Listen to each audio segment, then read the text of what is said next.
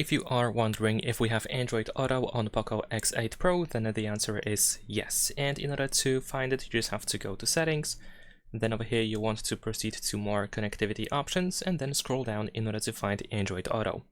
Now, in here, we should be able to press Connect a Vehicle in order to start pairing the phone with your car.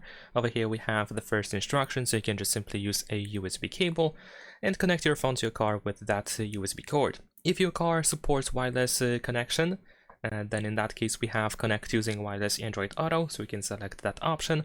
Of course, remember to enable Bluetooth. If you don't have it enabled, you will have the option to turn it on in here. And then we have additional instructions that you can follow to try to pair your phone with your car, or you can just go to connect using Bluetooth. Over here we can press pair a vehicle to try to find your car on this list of available devices, or you can try to do this the other way around. That is, you can try to find your phone in your car if your car has the option to search for available devices. So that's pretty much it. Leave a like and subscribe.